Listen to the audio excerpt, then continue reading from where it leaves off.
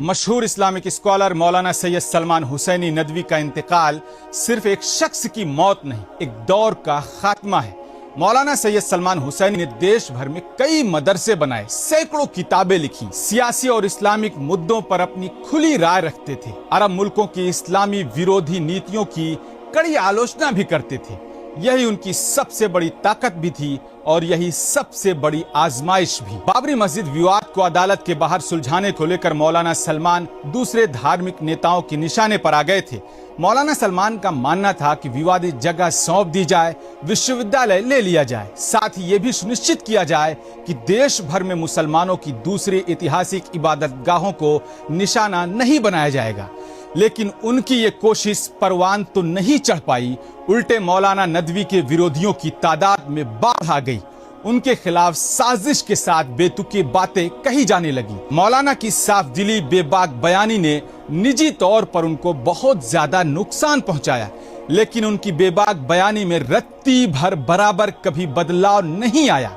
नतीजा ये हुआ कि सऊदी अरब और हज पर पाबंदी और उनको उनके ही मादरे इल्मी दारुल उलूम नदवतुल उलमा से निकाल दिया गया। यहाँ तक कि नदवे में दाखिले पर पाबंदी लगा दी गई। मौलाना से मिलने वाले तालिब इल्मों का इखराज होने लगा। उनसे हमदर्दी रखने वालों को नौकरियों से निकाला जाने लगा। उनके जलसों पर पाबंदी लगाई जाने लगी। ये काम उनके साथ वो लोग कर रहे थे जो पयाम इंसानियत के नाम पर गैरों को अपना बनाते हैं। पयाम इंसानियत के नाम पर गैरों को अपना बनाने वाले अपनों को गैर पराया बनाने लगे।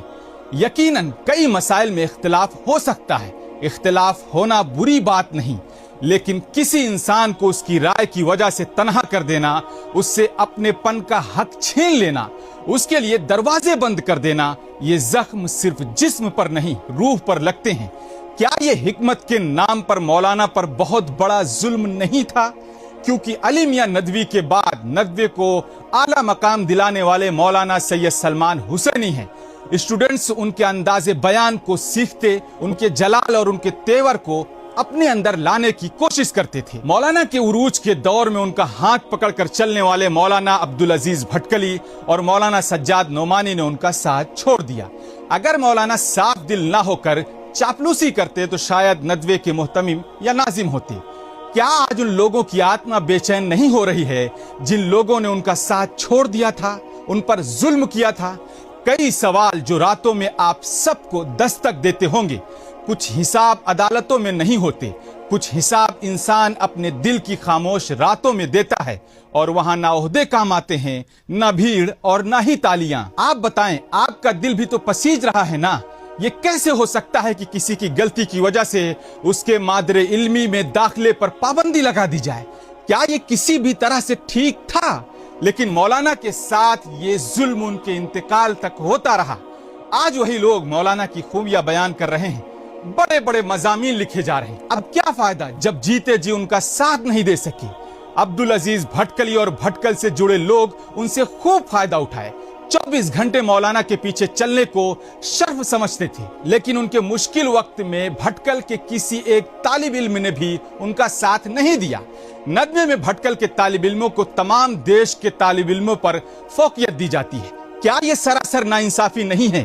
क्या ये देश के दूसरे कोनों से आए तालिब इल्मों को कमतर समझना नहीं है? पिछले कुछ सालों से लगातार मौलाना सलमान जैसी महान शख्सियत पर निहायत ही छोटे लोगों ने टिप्पणियां की, आरोप लगाए। खैर, ये दुनिया है। इस दुनिया की चालाकियां बड़े लोगों के साथ भी जीते जी ऐसा सुलूक करा देती हैं जिसका एहसास उनका साया उठने के बाद ही होता है। मलते रहिए हाथ, क्योंकि आपने जो जुर्म किया है उसकी माफी नहीं।